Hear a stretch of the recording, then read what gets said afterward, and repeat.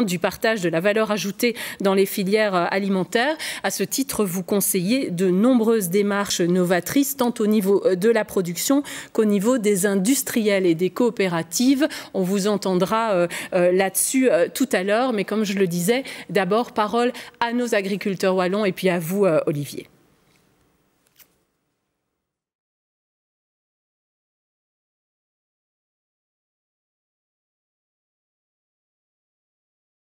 Le choix du bio, même si c'est plus de dépenses, plus de travail, plus de contraintes, oui, plus de main-d'œuvre, on a pu compenser par la commercialisation, donc avoir plus de revenus en bio et compenser cette charge supplémentaire. Jusqu'aujourd'hui, oui, on s'y retrouve. Mais s'il n'y a pas plus de demandes des consommateurs, alors je pense que ce sera plus compliqué demain et il faut avouer que ça nous fait un petit peu peur. En bio, on a effectivement des aides à la conversion qui nous permettent pendant 2 ans de faire face aux charges d'une agriculture bio sans pouvoir commercialiser sur le marché bio. Honnêtement, ce n'est pas une satisfaction parce qu'en tant que producteur, on préférerait vraiment que nos produits soient valorisés pour leur qualité plutôt que par des primes. Voilà, on n'est pas du tout favorable à ce système de primes. Je pense que le marché devrait être régulé différemment. On a malgré tout ces aides et oui, on en bénéficie. Mais heureusement, ce n'est pas la majorité du revenu de l'exploitation. D'ailleurs, depuis qu'on est passé en bio, la somme de primes qu'on reçoit a fortement diminué. Alors que d'habitude, c'est le chemin inverse qui se fait. C'est pour les, enfin, dans beaucoup de cas, en élevage, c'est pour les primes. Nous, c'est le choix inverse. On a diminué nos primes et on a augmenté très fortement notre production, quoi. En 2007, quand j'ai repris, les aides représentaient à peu près 40%. La vente directe, si je me souviens bien, c'était 20% et il y avait encore à peu près 40%, hein, c'est 1 ou 2% près. C'était la vente du lait à la laiterie. Maintenant, les aides, ça représente 10%. La vente directe, on est monté à 48% de part de marché et la laiterie, je crois que c'est un truc comme 50%. Ou l'inverse, 50% pour les ventes directes et 40% pour la laiterie. Donc voilà. Maintenant, c'est vrai que dans les modes de commercialisation, en Belgique, il y a 2 modes principaux. Le premier, c'est de se tourner vers des industries de transformation et le second, c'est de maîtriser soi-même mieux ses débouchés jusqu'au bout. Et donc cette démarche du bio, c'est vrai, nous a vraiment poussé à aller vers ce second mode de commercialisation. Nous, personnellement, pour mieux valoriser nos cultures, mieux comprendre où ça va, avoir plus de contact avec le consommateur et avoir plus de satisfaction dans notre travail au quotidien finalement, alors que quand ça part, comme vous dites, dans des industries de transformation, c'est plus compliqué de maîtriser le débouché. Ce qu'on constate pour travailler sur le marché du frais depuis 5 ans, c'est que le consommateur, il n'achète pas nécessairement bio comme il le dit aux médias. Initialement, l'industrie de la transformation était demandeuse parce que le consommateur était demandeur. Mais là, on arrive déjà quelque part à un équilibre entre l'offre et la demande, voire une saturation déjà de l'offre. Aujourd'hui, en Wallonie, il y a 80% de la production globale qui sont exportées. Donc voilà, c'est vraiment tout un modèle qui doit être bien réfléchi parce qu'il ne suffit pas de dire on veut du bio, il faut voir comment on le commercialise. Si on se réfère aux standards de la majorité des gens à l'heure actuelle, on n'a pas une qualité de vie qui est exceptionnelle en termes de temps, d'heures de travail et de revenus. Par contre, quand on se réfère à l'heure actuelle, on va dire aux moyennes du temps de travail et des revenus en élevage, on est plutôt bien servi, quoi. Donc on se situe entre les deux. Donc je dirais qu'on doit encore travailler pour améliorer notre qualité de vie et améliorer la stabilité financière. Mais la fierté, c'est de se dire que tous les mois, on arrive à se payer un salaire qui est décent en termes de revenus par mois, mais par heure de travail qui est indécent. Donc voilà. Donc je dirais qu'il y a à boire et à manger, quoi. Effectivement, il y a à boire et à manger et pour savoir de quel plat se chauffe Olivier Mevel, on va lui passer directement la parole. Donc on part en Bretagne, hein, je vous le disais tout à l'heure. Olivier Mevel, bonjour. Est-ce que pour vous, les agriculteurs chez nous sont capables de vivre de la vente de leur production ? Alors, merci de m'accueillir ce matin. Alors, pour répondre très directement à votre question, finalement, on va dire pas bien. Ils ne vivent pas bien aujourd'hui de la vente de leur production, et ce pour de nombreuses raisons. Les réponses sont plurifactorielles, finalement. On va essayer d'en traiter quelques-unes, mais tout de suite, on peut se poser cette question de savoir si le fonctionnement actuel, finalement, des filières agricoles est susceptible d'assurer un revenu aux agriculteurs et aux agricultrices. Aujourd'hui, le monde agricole vit une révolution copernicienne doublée d'une crise de commercialisation. Et c'est ça qui est compliqué à comprendre pour de nombreux agriculteurs. C'est-à-dire que fut un temps, c'était la fourche qui commandait, on produisait à la fourche ce que l'on souhaitait, et puis on poussait tout ça jusqu'à des marchés. Mais les structures de marché aujourd'hui ont inversé la tendance. C'est aujourd'hui la fourchette qui commande. C'est-à-dire que la planète agricole ne tourne plus aujourd'hui autour de la production, mais bien autour de la consommation.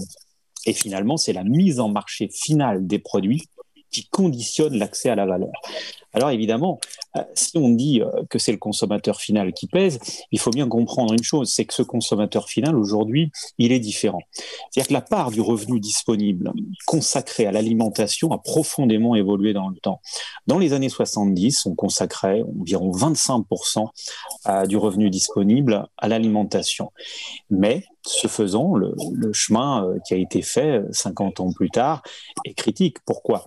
Parce que l'immobilier, les logements, les remboursements des emprunts, l'énergie, les transports, ce qu'on appelle, nous, finalement, des dépenses préengagées de début de mois, ont conditionné aujourd'hui une situation où la part du revenu disponible consacrée à l'alimentation est à peine supérieure à 10%. Cela veut dire que l'alimentation est devenue une variable d'ajustement aujourd'hui du revenu disponible des ménages. Alors cela pèse évidemment sur cette mise en marché finale aujourd'hui des productions. Pourquoi ? On va avoir 3 types de consommateurs aujourd'hui.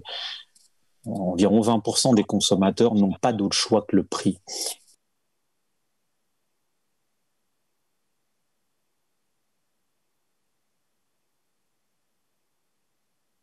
Se dire qu'aujourd'hui, on a une situation où ils accèdent au rapport qualité-prix. Et puis, on aura finalement des consommateurs aussi qui vont, eux, je dirais, avoir accès à cette théâtralisation. Donc, 3 types de consommateurs pour, finalement, 3 mises en marché finales.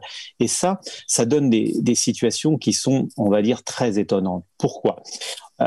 Aujourd'hui, on a notre consommateur qui entre en transition alimentaire. Transition alimentaire, ça veut dire que il cherche en fait des produits de qualité, vos invités l'ont dit, mais en même temps, on aura certaines parties des consommateurs qui vont réclamer des prix toujours plus bas, même si certains vont pleurer sur le chômage, sur les emplois perdus, peu importe.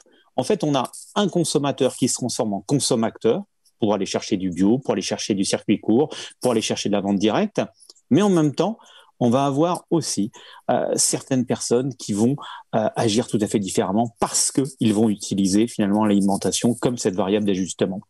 Alors, on aura des personnes, des entreprises qui vont leur répondre. Ces entreprises, ce sont les distributeurs. On a aujourd'hui des distributeurs planétaires et ces distributeurs planétaires ont une constante. C'est que leur part de marché aujourd'hui dépend de leur aptitude à tenir en permanence le prix le plus bas possible. Ce n'est pas la qualité qui détermine leur part de marché à nos distributeurs, mais leur aptitude à rentrer dans cette niche du prix bas. Et évidemment, cette attitude va affaiblir considérablement le pouvoir de négociation des industriels, des producteurs, des agriculteurs. Alors, beaucoup d'industriels aujourd'hui, que l'on soit en Belgique, que l'on soit en France, que l'on soit au Canada, que l'on soit aux États-Unis, beaucoup d'industriels n'arrivent pas à passer des hausses tarifaires auprès des distributeurs qui veulent répondre à cette exigence des prix bas des consommateurs. Et donc, ces industriels vont se retrouver dans une situation où eux-mêmes vont peser sur la formation des prix agricoles parce que, d'un côté, ils ne s'y retrouvent plus non plus en termes de marge. Aujourd'hui, les taux de marge sont très faibles dans les PME, PMI agroalimentaires européennes. On est peut-être sur les plus bas taux de marge depuis 1974. Alors, dans le dernier maillon, l'agriculture est confrontée à un défi impossible aujourd'hui parce qu'il s'agit de produire toujours moins cher et toujours plus propre. Mais pour quelle rentabilité? Et aujourd'hui, on peut dire que quand je regarde l'Europe, eh bien, on peut dire que faibles revenus, voire suicides en France, sont trop souvent au rendez-vous. Et on a un canal de distribution alimentaire aujourd'hui qui ne fonctionne pas bien. Et les distributeurs se sont formés en super centrales d'achat nationales, voire européennes, et pèsent de tout leur poids. Et donc, ces marchés aujourd'hui n'assurent pas de revenus décents aux agriculteurs. Et dans certains cas, et dans certaines filières notamment, et notamment dans des filières d'élevage, notamment en bovin, on peut parler des fois de revenus indécents, pour deux raisons principalement. On est en présence de structures de marché de type oligopolistique qui pèsent trop fortement sur les revenus des agriculteurs, c'est-à-dire que ces structures de marché arrachent la marge et la valeur ajoutée aux agriculteurs. Et puis, d'un côté aussi, aujourd'hui, on voit bien que la définition de l'agriculture n'est pas toujours comprise par tout le monde, y compris par le consommateur. L'agriculture reste un arbitrage finalement très fragile entre la nécessité de la protection de l'environnement, la nécessité d'une sécurité sanitaire pour les producteurs, mais aussi pour les consommateurs, mais également une certaine productivité agricole. Et donc, certains, immédiatement, vont se dire nos agriculteurs vivent de subsides et la PAC y participant, même si tout à l'heure, on a bien écouté ces agriculteurs expliquer que la part de la PAC dans le revenu est en baisse. On a donc un modèle européen de production agricole qui est en souffrance finalement face à des prix mondiaux des fois volatiles, à des traités internationaux qui sont perçus comme menaçants, face à des normes européennes qui sont aujourd'hui compliquées, voire par des coûts sociaux et fiscaux qui peuvent être exorbitants dans certains pays. Mais on a aussi une compétition agricole européenne qui est acharnée au travers de bassins de production, soi-disant substituables entre eux. Et donc, tout ça amène de grandes difficultés de revenus pour nos agriculteurs. Et c'est pour ça que on peut dire aussi que nos agriculteurs ne perçoivent pas une juste rémunération à la hauteur de leurs efforts. Et des agriculteurs le disait bien, en termes d'heures travaillées, finalement, ça reste indécent. C'est pourquoi la politique agricole commune reste indispensable en tant que levier de rémunération des agriculteurs, mais aussi comme promesse de qualité de l'alimentation du consommateur européen. Et beaucoup considèrent que cette PAC versée aux agriculteurs à hauteur de 25-30 000 euros par exploitation est une contrainte, mais c'est surtout une promesse sur la qualité de notre alimentation de demain qui vient au droit des attentes sociétales en termes de qualité sanitaire, en termes de qualité nutritionnelle, en termes de qualité organoleptique. Alors, évidemment, la question centrale, c'est de savoir comment se répartit la valeur au sein des filières alimentaires. Et là, finalement, les choses sont assez simples.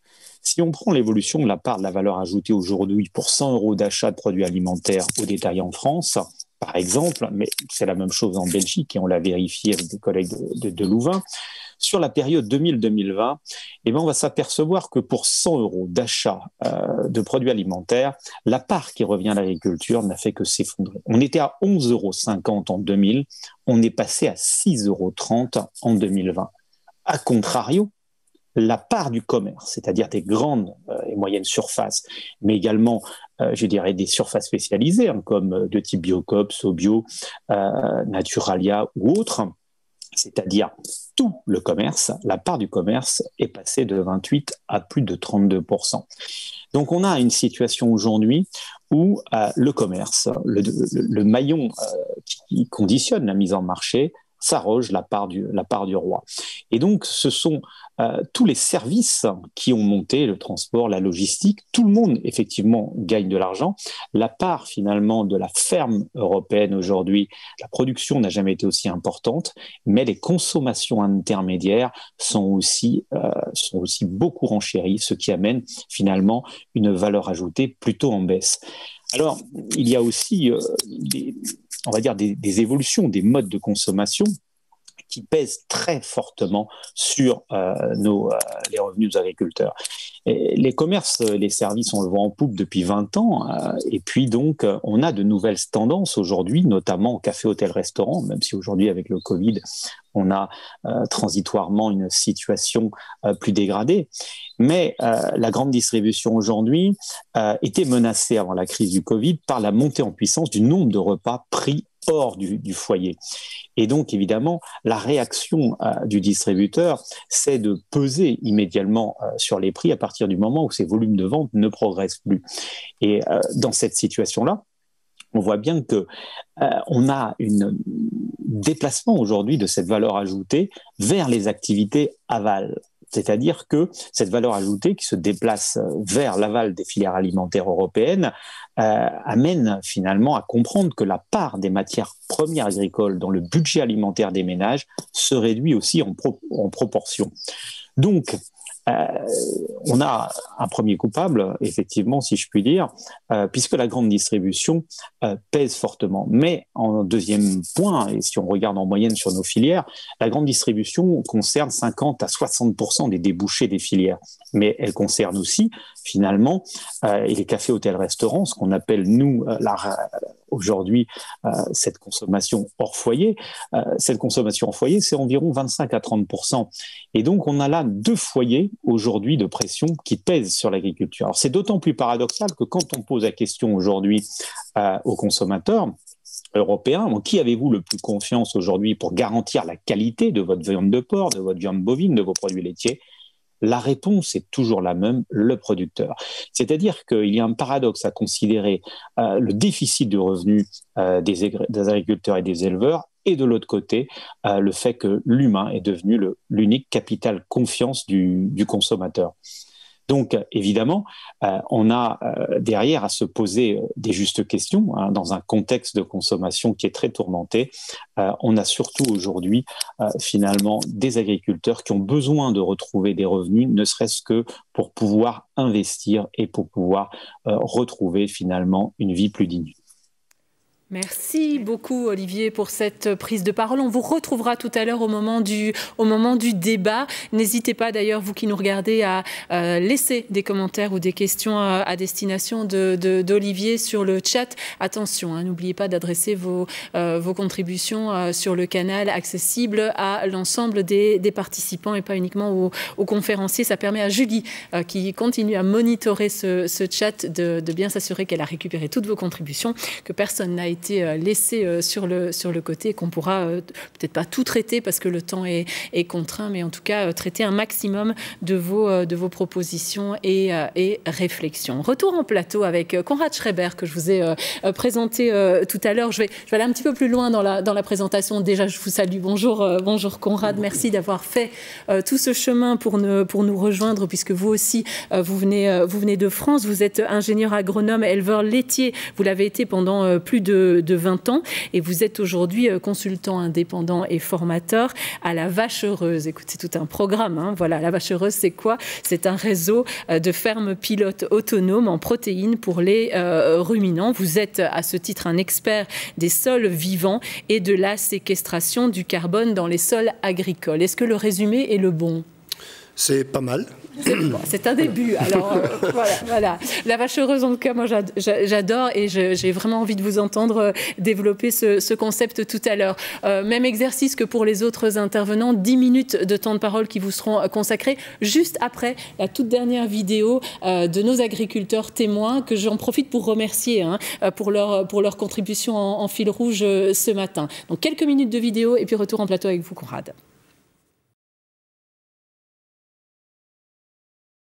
Il y a 6 ans maintenant, nous avons décidé de nous convertir progressivement à l'agriculture biologique. C'est vraiment un nouveau métier à nos yeux. C'est plus d'agronomie, c'est plus de travail, c'est plus de passion aussi. Mais donc tout ça doit vraiment s'appréhender une année après l'autre, culture par culture. Et donc on introduit une nouvelle culture à la fois dans la rotation d'une année à l'autre en culture biologique. Aujourd'hui, sur l'aspect environnemental, c'est certain qu'il y a un plus, même si en agriculture bio, ça implique plus de désherbage mécanique par exemple, et donc plus de passage de tracteurs qui eux aussi ont leur influence sur le climat. Par contre, au niveau du sol et de la biodiversité, il y a sans doute un impact positif. Au niveau social, c'est également positif dans la mesure où, comme je le disais, on maîtrise mieux la finalité de ces produits, donc on a une satisfaction personnelle dans notre métier qui est très différente. Ça implique aussi qu'on essaye d'introduire d'autres technologies, des outils avec lesquels on ne jonglait pas avant et qui nous aident à cette conversion. Et au niveau économique, c'est sans doute là qu'il va falloir être vigilant pour l'avenir pour que la durabilité subsiste. Donc aujourd'hui, oui, notre modèle est durable dans ces 3 piliers. Maintenant, est-ce que le marché wallon seul pourra répondre à toute l'offre, aussi diversifiée soit-elle, des producteurs wallons? Je suis sceptique. C'est difficile de décrire un modèle idéal, mais ce qui nous guide un petit peu nos réflexions, c'est de penser que l'agriculture à l'avenir, elle devra de toute façon être plus naturelle, et c'est vers ça qu'on tend, donc plus naturelle, plus technologique aussi. L'agriculture, au même titre que tous les autres secteurs, a vraiment des outils très très intéressants à aller chercher au niveau de la technologie, et aussi plus collaborative. Et ça, c'est peut-être un point sur lequel l'agriculture aujourd'hui doit beaucoup travailler, c'est le fait justement pour rester durable de s'associer avec d'autres pour certains investissements notamment, ou des échanges d'idées tout simplement, ou pour la commercialisation des produits, c'est parfois une arme intéressante aussi. Donc voilà, sur base de ces 3 points-là, naturel, technologique et collaboratif, je pense que quel que soit le modèle, c'est comme ça qu'il faut avancer. Quand on a vu dans les fermes qu'on a été voir qu'il y avait moyen d'avoir une production qui était... il n'y avait pas de quoi rougir, il n'y avait pas de quoi avoir honte, et qu'il y avait moyen d'avoir de très bons résultats, c'est là qu'on s'est dit qu'on allait passer en bio. Et après, on a vu que la cerise sur le gâteau, c'était que le bio permettait de préserver encore beaucoup plus l'environnement et la santé que ce que le faisait l'agriculture qu'on dit ultra raisonnée, quoi. Moi, à l'heure actuelle, ma définition du bio, et ce que je crois que c'est en train de devenir, c'est une agriculture qui a réussi à mettre en place un cahier des charges avec quelques règles supplémentaires au niveau du bien-être animal. Maintenant, je pense qu'il y a moyen d'améliorer, mais c'est déjà des belles avancées par rapport à d'autres cahiers des charges. Ensuite, il y a toute la partie où on a réussi à légiférer pour diminuer de manière très importante, même voire totalement, les produits de synthèse et chimiques. C'est ça l'avantage, j'ai envie de dire, du bio, c'est que c'est pas de produits chimiques. Point à la ligne. En soi, c'est une avancée qui est énorme. Après, il y a tous les côtés environnement, biodiversité, aspect sociétal, qualité de vie, tout ça, c'est pas pris en compte par le bio, mais ça, je crois que c'est la prochaine étape dans l'évolution de l'agriculture, quoi. Je pense qu'il y a beaucoup d'agriculteurs qui se remettent en question actuellement et qui ont vraiment envie de tendre vers un modèle voilà, plus respectueux de ce que la société en général nous demande. Mais ça ne se fait pas en un jour, en un mois, parce qu'on travaille sur des cycles qui durent minimum 1 an. À nos yeux, un champ bio doit être aussi propre qu'un champ conventionnel. Et pour ça, il faut vraiment... Voilà, s'y impliquer énormément. C'est vraiment oui, un nouveau métier finalement à s'approprier, et c'est notamment pour ça qu'on travaille à plusieurs pour y arriver, et que notre association prend aussi tout son sens avec mon frère, chacun dans nos compétences pour valoriser au mieux le patrimoine familial finalement qu'on a eu la chance de pouvoir reprendre. On essaie d'avoir un équilibre et on essaie d'évoluer de manière progressive, donc étape par étape. Moi je suis passé en bio en 2009. Maintenant, je suis en bio en 2020. Les consommateurs de 2009, c'est plus les mêmes que 2020. Et ça évolue, quoi, pour du bien et pour du moins bien. Notre plus gros stress, en fait, on devait arriver en 2017 ou 2018 à une qualité de vie et pouvoir investir pour améliorer notre travail. Et ce qui nous a freiné, c'est les sécheresses à répétition. Il nous a fallu 3 ans pour se dire la sécheresse, ça y est, on y est, c'est chaque année, voilà, il faut en tenir compte. Et puis maintenant, on a trouvé une idée et il faut encore 2 à 3 ans pour l'appliquer. Donc en fait, notre réactivité, elle est de 6 à 7 ans. Voilà, retour en plateau après cette ultime vidéo de nos 2 agriculteurs wallons qu'on sent bien en transition. Le système a besoin d'évoluer. C'est aussi une transition vers la question qui vous a été posée et sur laquelle vous avez planché, Konrad Schreiber. L'agriculture conventionnelle peut-elle relever les défis du climat et de la biodiversité? On sent quelques éléments de réponse dans les extraits qu'on vient de visionner ensemble, mais votre réponse à vous nous intéresse particulièrement ce matin. Vous avez la parole. Ben, la réponse est relativement simple. Ni l'agriculture conventionnelle, ni l'agriculture biologique telle qu'elle se pratique aujourd'hui ne sont capables de relever les défis environnementaux, biodiversité, carbone, climat. C'est complètement évident.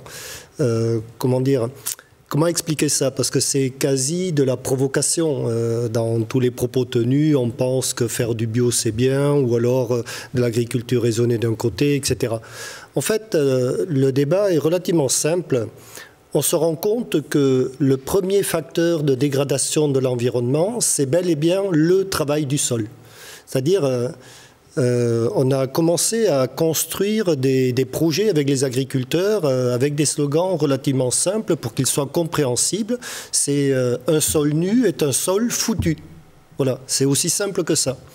Et donc, je rejoindrai Marc Dufumier, mais bon, c'est une petite idée qui nous a piqué, puisqu'on travaille ça depuis 20 ans. C'est la couverture permanente des sols, c'est l'axe majeur de récupération de l'environnement. Donc, pour couvrir un sol en permanence, il faut arrêter de les travailler. Donc, l'outil, le travail du sol, en règle générale, c'est l'objet de destruction numéro 1 de l'écosystème. Et on le sait très bien, puisque quand on détruit une forêt, on ne va jamais le faire avec des pesticides. C'est toujours une tronçonneuse, un bulldozer, un ripper qui extirpe les racines. On va niveler, c'est une charrue. On va passer une herse rotative. Et finalement, à un moment donné, on s'étonne qu'il n'y a pas grand-chose qui pousse. On est obligé d'amener de la fertilisation exogène. Donc il faut qu'on sorte de ce modèle de terre mécanique, oui, pour reprendre l'intitulé de la matinée. Tout à fait. C'est-à-dire que je pense que le sujet est très très bien choisi.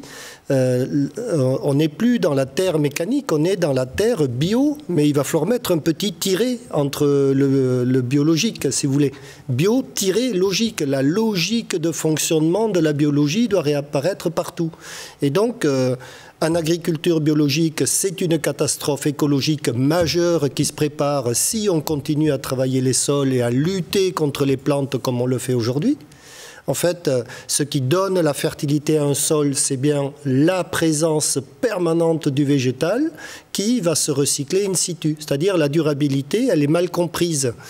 On a un système global sur la planète qui produit tout avec rien. Et ça, c'est quelque chose qui est fondateur dans le raisonnement que l'on porte. En gros, il n'y a pas de CO2 dans l'air, 0,03. Alors maintenant, on a des imbéciles qui mettent de plus en plus de CO2. J'en fais partie, je roule en voiture. Mais ça fait que 0,04% de CO2 dans l'air. Autant dire qu'il n'y a pas de ressources en CO2 pour assurer durablement la photosynthèse annuelle des plantes. Il faut savoir que les plantes elles récupèrent quasi 8%, allez on va dire 10% pour simplifier par rapport aux auditeurs. La photosynthèse des plantes annuellement sur la Terre récupère 10% du CO2. Donc ça veut dire qu'au bout de 10 ans, vous n'avez plus de CO2 dans l'air, donc vous ne pouvez pas construire la biosphère. Et donc les plantes ont construit une biosphère durablement en recyclant en permanence le CO2, c'est-à-dire pour être sûr de ne pas manquer d'une ressource rare qui est le CO2, elles l'ont recyclé. Donc la durabilité, c'est un cycle réellement. C'est pas la croissance, c'est pas la décroissance, c'est pas le bio, c'est pas l'agriculture conventionnelle. C'est bien produire, consommer, recycler. Parce que je recycle tout, notamment le CO2, qui est rare, je n'en manque jamais. Et ça, c'est alimenté par une machine solaire inépuisable et gratuite. Donc on se trompe de débat. On voit le soleil alors que le problème, c'est le CO2. Là, les plantes manquent de CO2, donc elles le recyclent. Et avec presque pas de ressources, elles font toute la vie sur Terre. Donc, excusez du peu. Pléthore de biodiversité, pléthore de plantes, pléthore de vie. Et il n'y a jamais ni de problème d'eau, ni de problème d'énergie, ni de problème de climat. Et donc, quand il y a un désert, c'est d'abord une facture humaine qui est passée par là. Donc personne ne le comprend, mais déforester l'Amazonie, c'est le futur grand désert de la planète qui se prépare.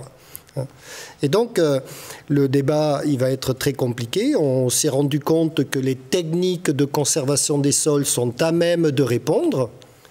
Alors ça ne suffira pas tel que c'est pratiqué, ça on en est assez conscient, mais globalement, on a commencé à mettre en place des techniques qui gèrent une agriculture qui copie le fonctionnement de la nature. Et donc ça, on l'adapte partout avec des intrants chimiques ou en agriculture biologique, enfin peu importe. L'idée, c'est d'aller tout le monde vers cette espèce de credo. On pourrait envoyer des mots d'ordre. Sauvons la planète avec les plantes, parce que c'est aussi simple que ça. Les plantes, c'est elles qui, avec la photosynthèse, vont nous récupérer le CO2. Donc finalement, elles vont nous séquestrer le carbone. Et c'est le seul outil qui est accessible à la société, qui soit rentable pour baisser les émissions de gaz à effet de serre. Donc à un moment donné, oui, aujourd'hui on a des engrais de synthèse, mais à la limite, c'est pas si grave que ça, s'ils nous servent à embrayer des systèmes auto-fertiles pour les systèmes agricoles. Alors, comment on a fait ça? On a tout mis sur une chaîne YouTube qui s'appelle Vers de Terre Production, pour que les agriculteurs, les techniciens, ceux qui s'intéressent à ça, puissent avoir énormément de données sur les nouvelles pratiques agricoles. On sait produire des systèmes de culture auto-fertiles. Mais ça doit consommer 20 tonnes de paille équivalent à l'hectare à l'année. Donc voilà, on n'y est pas, personne ne sait faire ça, on apprend à faire et on se rend compte que tout ce qui est dans l'idée de la rotation longue, etc., tout ça on balaye parce que ça n'a pas de sens. Et là, vous êtes complètement médusé, vous dites « Oh là là, ça fait peut-être des milliers d'années que je travaille sur une rotation et puis l'archétype de ce truc-là, plus elle est longue, mieux c'est. » Non, c'est juste de la bullshit, hein, comme on pourrait dire ça. Ce qui compte, quand on regarde la nature, toutes les plantes sont mélangées et c'est ça qui fait que ça fonctionne. Et donc, faire une rotation, c'est sans doute une erreur aujourd'hui. Donc on a mélangé les plantes, on commence à faire ça de mieux en mieux, on sait les faire se succéder et on a donc systématiquement des tandems graminées, légumineuses et autre chose. Et quand on va dans l'enquête vers des systèmes productifs, en fait on a trouvé un exemple qui fonctionne à tous les coups. Et j'aime bien l'éleveur laitier là, de notre fil rouge parce que finalement, s'il savait, il serait super doué. Une prairie multi-espèces, c'est l'archétype du premier système de production qu'ont inventé les paysans, qui est productif et qui n'a jamais besoin de pesticides. Et juste pour qu'on mesure bien de quoi on parle, quand on parle d'une prairie multi-espèces, on peut aller jusqu'à 300 espèces dans une prairie. Oui. C'est pas 5, 10 ou 15, c'est beaucoup plus que ça. Alors les paysans, on va commencer par 15 parce que c'est compliqué de faire 300, parce que c'est la nature qui fait 300. Alors, ce qui est intéressant, c'est de les analyser dans leur mode de fonctionnement. Et donc, c'est auto-fertile, ça produit beaucoup, c'est toujours des plantes mélangées, et donc elles ont des modes de fonctionnement qui nous permettent de s'affranchir des intrants, globalement. Et donc, et le mode de fonctionnement, il est relativement simple, c'est toujours couvert, c'est jamais travaillé. Ah, tiens, dans mon agriculture, telle qu'elle est présentée, c'est toujours l'inverse que je fais. Hein, c'est toujours travaillé, jamais couvert réellement. Hein. Donc, ensuite, plus jamais, écoutez bien, plus jamais la lumière du soleil ne touche le sol nu. La lumière touche une feuille pour faire de la photosynthèse. Donc le sol nu, c'est une erreur majeure de l'agriculture et qui conduit à la désertification. Alors on le sait depuis très récemment, en 2015, les scientifiques nous ont fait l'équation de Fenton qui nous montre que le soleil provoque la désertification si jamais, en fait, ça tombe sur un sol nu. Ça va minéraliser l'humus, tout simplement. Donc ensuite, on a des racines vivantes toute l'année. 60% du rendement de la prairie revient pour nourrir la biodiversité du sol, qui est la première biodiversité que l'on installe pour avoir le reste. C'est-à-dire, il est utopique de rêver avoir des oiseaux si on n'a pas les vers de terre. Alors les vers de terre, les carabes et les cloportes et tout ce qui va avec. Donc c'est bien le sol qui démarre la biodiversité. hein.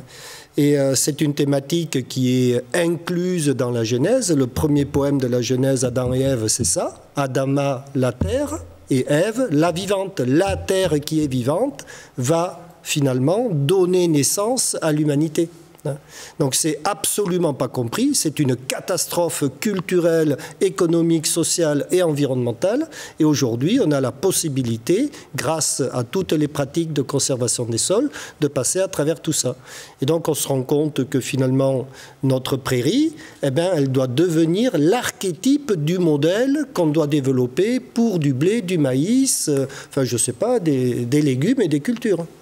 Juste pour conclure, parce que le temps file et on arrive à la fin de ce qui était disponible.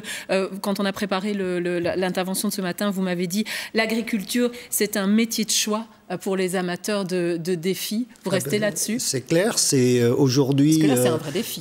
Si vous voulez sauver la planète, devenez paysan, c'est clair.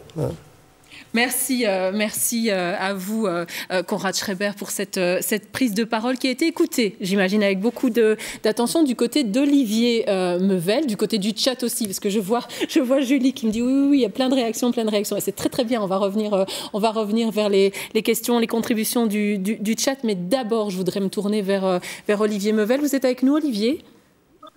Oui, tout à fait. De couper votre retour son pour qu'on n'ait pas de soucis à vous entendre. Même question que ce matin à nos deux premiers intervenants. Quelles sont les idées forces que vous retenez de l'intervention de Konrad? Je pense que vous vous connaissez d'ailleurs tous les deux.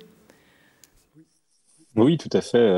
On a déjà échangé avec Konrad à de nombreuses reprises et je partage beaucoup finalement de ce que dit Konrad parce que aujourd'hui, l'agriculture a un problème d'image face à l'environnement. Et donc, l'image est très mitigée aujourd'hui face à la préservation de l'environnement. Et on peut dire même que la situation évolue de mois en mois. Et je lis les propos de Konrad à cette image négative d'une agriculture qui est jugée intensive et nuisible à l'environnement par beaucoup aujourd'hui de citoyens. Donc, il faut des solutions.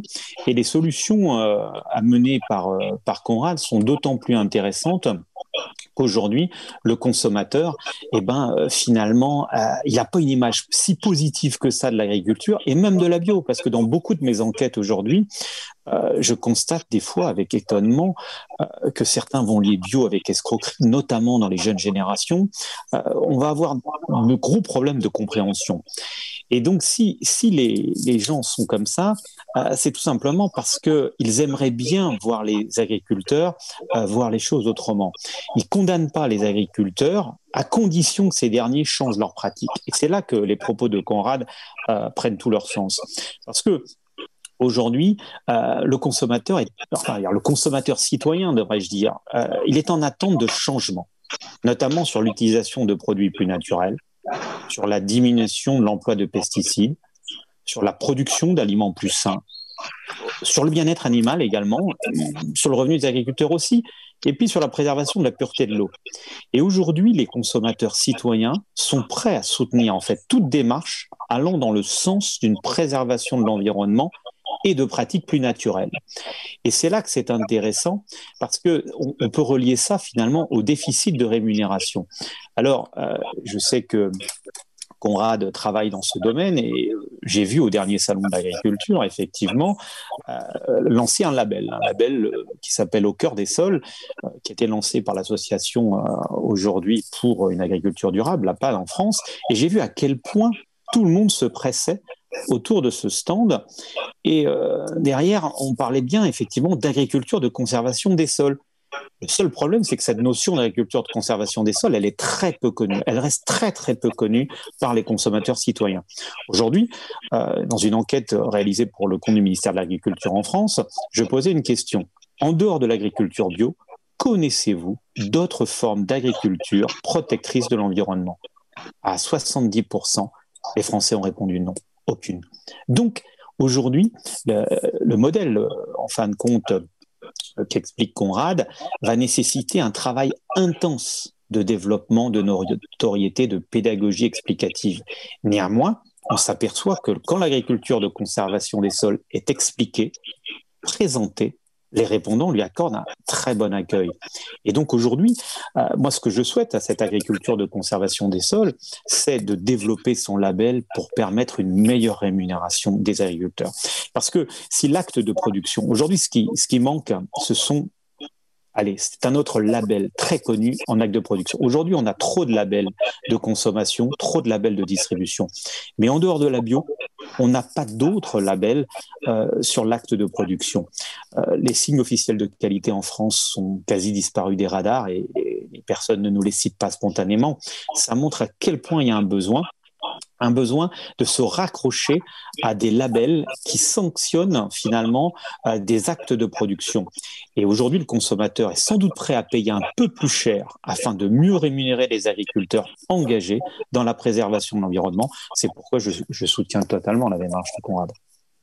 Je vous invite vraiment à couper votre retour son quand vous prenez la parole. Ça évite d'avoir un petit écho qui est parfois gênant, je pense, pour les personnes qui nous regardent, mais aussi pour vous, Olivier. Donc n'hésitez pas à y penser pour la prochaine fois.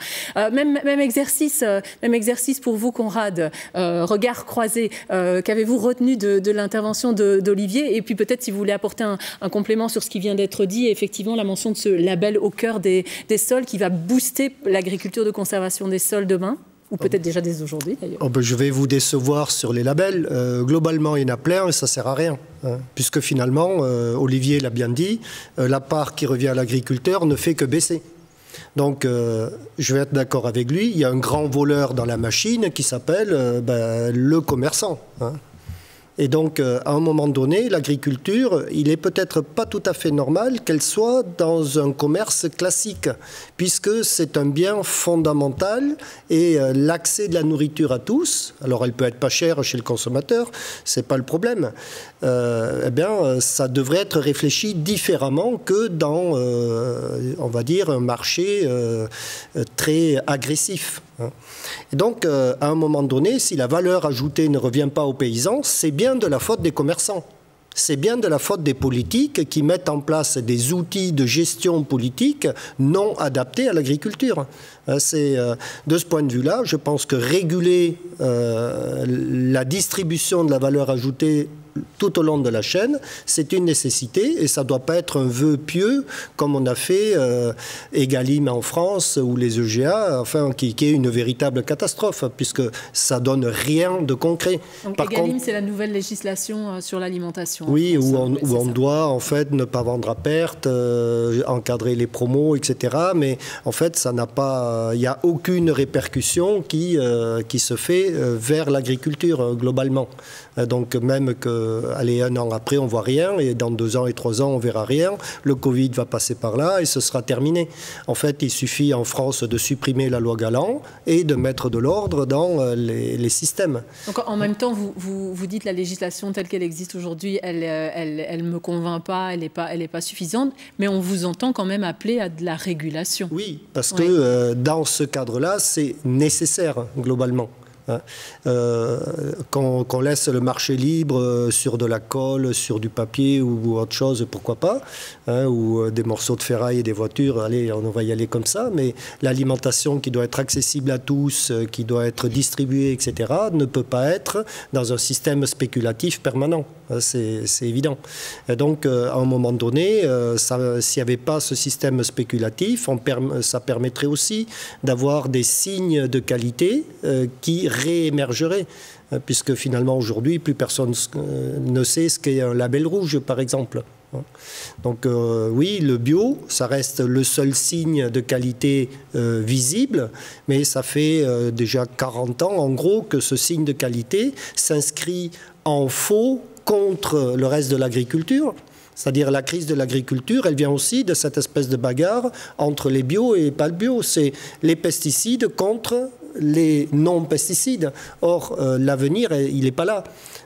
Aujourd'hui, moi qui suis un enfant des pesticides, puisque j'ai appris mon métier avec ça, je sais ne pas en utiliser, mais je sais protéger l'environnement avec du glyphosate, comme le dégrader complètement. Donc en fait, il n'y a pas de bon ou de mauvais outils. Il y a un bon usage jusqu'à un certain moment. Et ce que les agriculteurs devront faire à l'avenir, ce n'est pas dire ça c'est bien ou ça c'est mal, parce qu'on ne sait pas.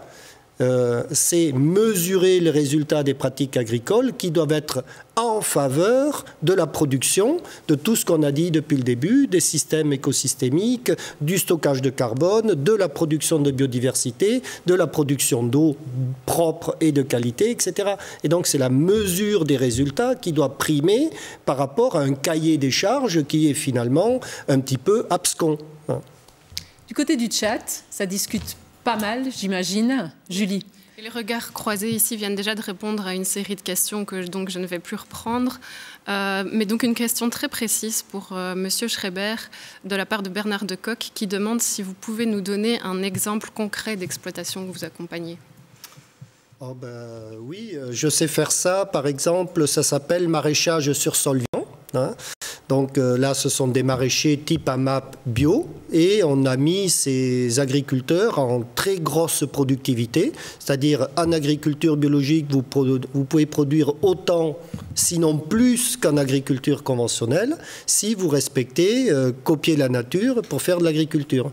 Et là, les fondements, c'est plus le compost. Le compost, c'est sans doute le plus mauvais produit qu'on a jamais inventé en agriculture.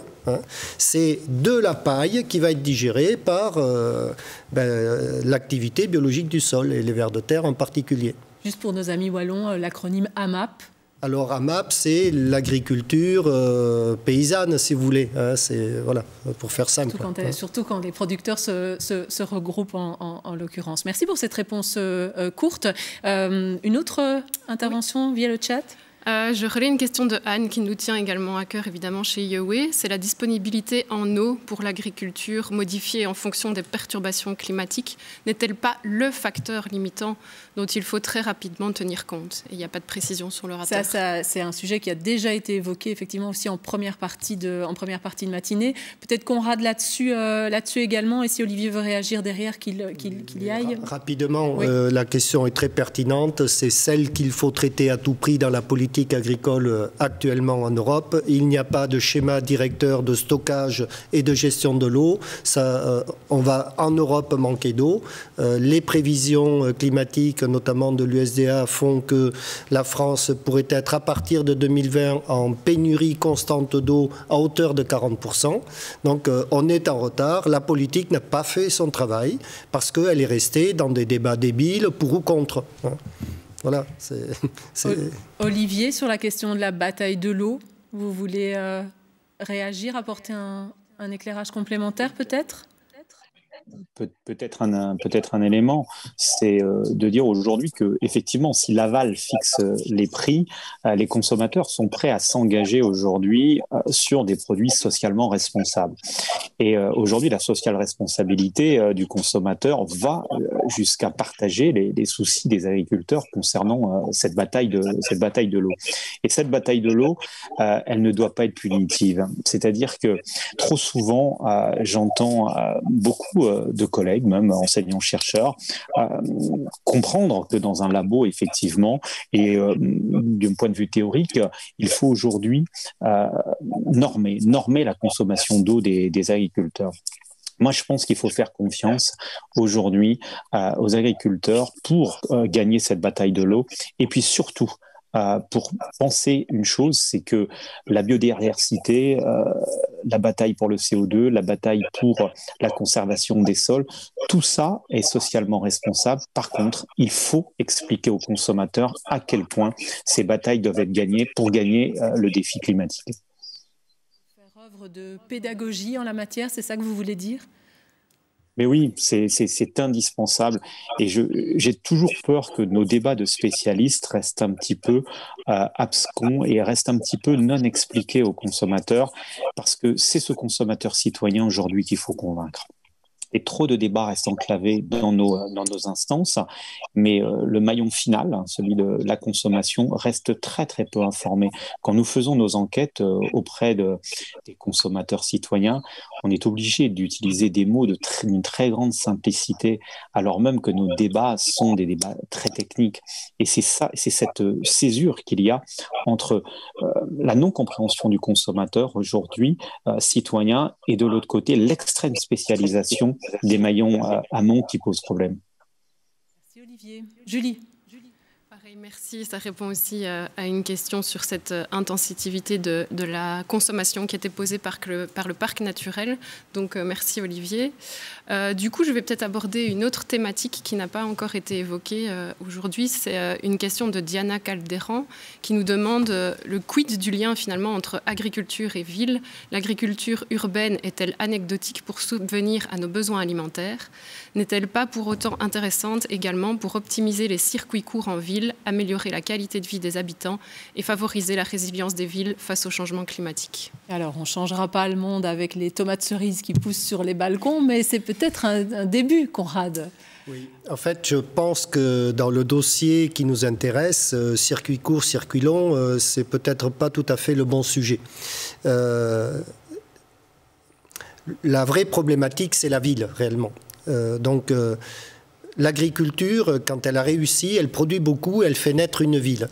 Et donc, vous n'avez pas d'autre solution que pour réaliser sa sécurité alimentaire, il faut un circuit long, qu'on le veuille ou non. C'est la seule solution intelligente qu'on a inventée aujourd'hui. Parce que sinon, il n'y a pas de Namur, il n'y a pas de Bruxelles, il n'y a pas de Paris, il n'y a pas de Tokyo, où j'en passe et des meilleurs. Donc, il va falloir arrêter d'opposer les modèles. En fait, ça n'a pas de sens. Le circuit court, c'est sans doute quelque chose de très qualitatif, très haut de gamme, etc., qui pourrait permettre de tirer de la consommation de qualité. Par contre, la sécurité se fait par le circuit long, donc par un système qu'on appelle capitaliste, industriel. On peut lui donner tous les noms qu'on veut. Et ça, il n'y a pas de raison que le système industriel ne s'améliore pas en termes de qualité de production. La bataille de l'eau, elle sera gagnée par la séquestration du carbone. Plus d'humus, c'est avoir besoin de moins d'eau.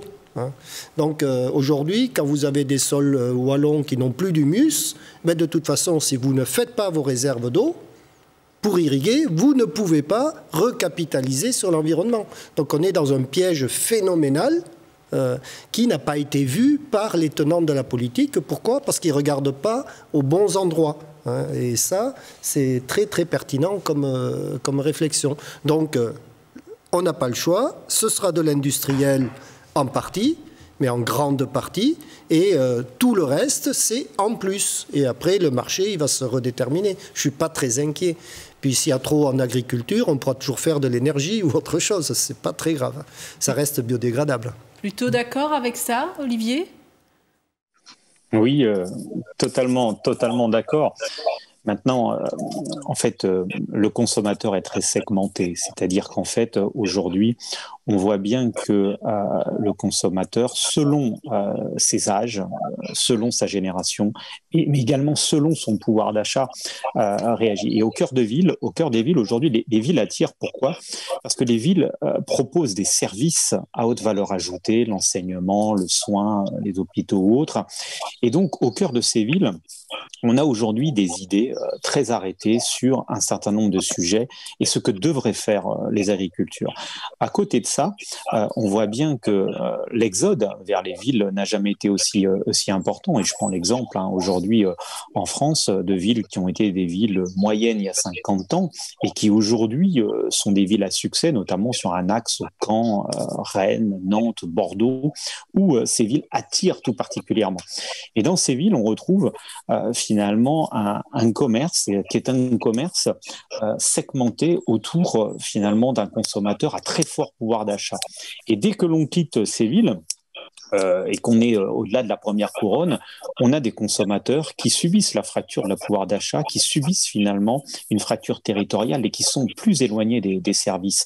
Et donc on a finalement un paradoxe et une tension entre des consommateurs au cœur des villes qui ont presque tous les services à leur disposition, qui exigent, c'est même le terme, une alimentation de qualité. Ce sont les consommateurs frappés d'orthorexie, c'est-à-dire qu'ils recherchent absolument une alimentation la plus saine possible. Et puis il y a ceux qui n'ont pas ce choix. Et donc, je pense qu'aujourd'hui, il faut réconcilier tout le monde. Tout le monde a le droit à une alimentation saine et de qualité, mais pour ça, et je suis d'accord avec Conrad, il faut aussi revoir peut-être la mise en marché de certaines productions agricoles qui devraient bénéficier de non-prise de marge du commerce pour pouvoir rester accessibles. Tout le monde a le droit à une alimentation, effectivement, peut-être sans pesticides, une alimentation qu'il souhaite, mais à un prix qui soit décent.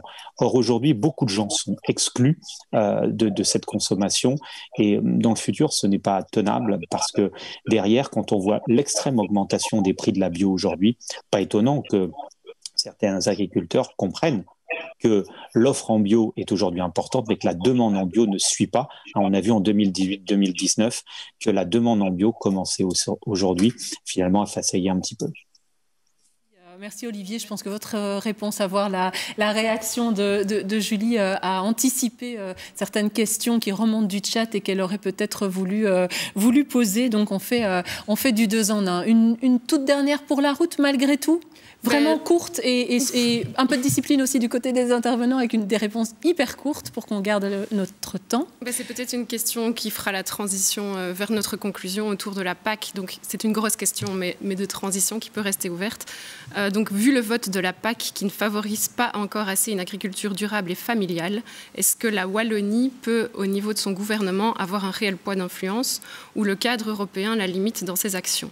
Et si elle a cette possibilité, est-ce que cela créerait des difficultés pour les agriculteurs wallons par rapport à leurs concurrents voisins européens ? Alors on aurait sans doute pu faire toute la matinée uniquement autour de cette question. Et c'est effectivement un sujet qui sera abordé en conclusion par Sylvie Meckers, la directrice d'Interenvironnement Wallonie, et Philippe Barret, qui est intervenu tout à l'heure. Mais quand même, Conrad et puis Olivier, de manière très très brève, quelle est votre position là-dessus ? La position est relativement simple. PAC, politique agricole commune, il faut la changer. Politique agricole du carbone, point. C'est aussi simple que ça. Et ça va vous résoudre la totalité des problèmes. Olivier, en 1 minute. Collègues américains aux États-Unis, et quand je vais dans un steakhouse américain et quand je vois à quel prix est le steak de 150 grammes, cela me pose question. Aujourd'hui, la PAC n'est certes pas parfaite, mais au moins, elle nous permet une chose, c'est qu'elle a permis une consommation de masse. Et je ne jetterai pas, on va dire, le bébé avec l'eau du bain. C'est-à-dire que, certes, aujourd'hui, notre PAC est imparfaite, mais il faut faire très attention quand on va bouger les curseurs, parce que notre autonomie alimentaire est peut-être aujourd'hui plus importante encore qu'on a pu la considérer il y a 10 ans. Et cette PAC aujourd'hui, elle a abouti à un objectif, son premier objectif. Maintenant, il faut l'améliorer, mais attention, casse-cou, il ne faut pas non plus l'améliorer à marche forcée, sous peine de voir beaucoup d'agriculteurs se détourner de leur métier. Pour cette conclusion, en tout cas pour ce qui vous concerne, courte et percutante. Du coup, je me tourne vers Sylvie Meckers et Philippe Barret qui sont avec nous en plateau depuis 9h30 et vous voyez que le temps passe très très vite. Sur la question de la PAC, mais aussi plus globalement sur la manière dont les discussions se sont déroulées ce matin. Est-ce que vous en avez extrait ? Philippe d'abord et puis Sylvie. Eh bien, d'abord, je pense on est entré un petit peu dans la mécanique de nos systèmes agricoles. Et donc, ça, en tous les cas, moi, j'ai encore découvert des petits recoins de cette mécanique qui sont bien intéressants. Aussi, je pense qu'on a vu l'intérêt d'allier à la fois des savoirs universitaires et des enjeux citoyens. Et donc, l'idée de voir qu'on n'est pas d'accord sur tout, qu'il y a encore des éléments de débat, me semble vraiment l'esprit de ce type d'université. Et donc, voilà, donc c'est vraiment avec ce sentiment que je reste. Alors, comme toujours, on s'est posé 4 questions, on ressort avec d'autres questions. Voire davantage. Voire davantage. Ouais. Mais non, moi, j'en suis sorti qu'avec 2, donc c'est pas mal. On a divisé par 2 le nombre de questions, donc c'est génial. Donc, moi, j'en retiens 2, en fait, qui me semblent essentielles aujourd'hui. Et la première, c'est, finalement, par rapport à la politique agricole commune, pour moi, le problème, c'est la promesse. quelle est la promesse de la politique agricole commune? J'entends qu'Olivier n'est pas tout à fait d'accord avec Conrad, que Marc n'est pas tout à fait d'accord avec moi, mais la question qu'on doit poser à la politique agricole commune, c'est pas qu'est-ce que vous allez faire, mais qu'est-ce que vous nous promettez, qu'est-ce que vous nous donnez comme horizon. Et là, il y a peut-être des outils comme la stratégie Farm to Fork qui pourraient être intéressants à décortiquer pour comprendre ça. Mais vraiment, je pense que ce qu'il faut, c'est se réapproprier cette question sur la promesse de la politique agricole commune. Et la deuxième question avec laquelle je reste, c'est peut-on encore rester longtemps sur une trajectoire contre nature? Donc la trajectoire qu'a pris notre agriculture, et je suis d'accord avec Olivier sur le fait que cette trajectoire a eu des bons côtés. Elle a eu des bons côtés, mais elle est quand même contre nature dans le sens où elle est contre notre équilibre avec le monde naturel et aussi contre la nature de l'agriculture européenne. Moi, je n'ai pas envie de rentrer dans le débat paysanne, patronat, capitalisme, etc. La question, c'est quoi la nature culturelle de notre agriculture européenne et en quoi on veut s'en rapprocher. Et donc voilà, on reste aujourd'hui avec des questions. Je pense que ces questions, elles vont être essentielles pour définir les trajectoires de demain. Et j'insiste sur les trajectoires avec les acteurs d'aujourd'hui. Et donc, diversité des trajectoires, diversité des acteurs, ça c'est un petit peu le leitmotiv de Citra. Voilà. Ce matin. Sylvie, en conclusion. Oui, en conclusion, on a pu assister vraiment à des débats extrêmement intéressants, je pense, avec des points concordants, des points de divergence et tout ça. J'ai vraiment personnellement appris beaucoup de choses aujourd'hui. Et donc, merci encore à nos intervenants, mais aussi à nos spectateurs, puisque je pense que nous étions plus de 150 participants. Merci à tous. Merci aussi, évidemment, à notre modératrice Nathalie Ricaille qui fait ça avec un grand brio comme d'habitude, avec Nathalie Van Damme qui nous a vraiment assisté au niveau c'est Julie. Pardon, Julie Van Damme qui nous a assisté au niveau des contenus et Cécile de Scoutet qui nous a assisté aussi au niveau de toute l'organisation, mais aussi des contenus du choix des intervenants. La cheville ouvrière de notre événement. Voilà, tous ces gens qui sont dans l'ombre, qui travaillent. Donc merci Cécile, merci Julie. Encore un mot sur notre initiative Impact, qui est une alliance des organisations environnementales qui regroupe Greenpeace, IOE, donc Interenvironnement Wallonie, Natagora, Nature et Progrès et l'OEIF, et qui s'est formée au moment de la publication du texte de la future PAC en 2018. Et donc, nous sommes donc un groupement de parties prenantes qui sont vraiment à solliciter pour la construction d'un plan stratégique wallon. Ça, c'est une première chose. Et donc, je vous conseille de consulter et de suivre notre site, impact.be, et de suivre nos réseaux sociaux régulièrement sur ces sujets-là, parce que nous y amenons un certain nombre de débats, un certain nombre de positions, un certain nombre d'interactions par rapport à cette PAC, évidemment aussi par rapport au vote un peu catastrophique que nous avons eu au Parlement wallon, au Parlement européen, pardon, la semaine dernière. Donc voilà, impactact.be. Merci Sylvie. Et quant à moi, il me reste à vous donner quelques petites informations de service et vous dire notamment que, bien entendu, ce webinaire sera accessible en replay dans les meilleurs délais sur la chaîne YouTube d'IOE Interenvironnement Wallonie et que, puisque vous étiez avec nous ce matin, vous nous avez fait l'amitié de participer à nos échanges via le chat. On a aussi besoin d'avoir vos impressions, votre avis sur la matinée.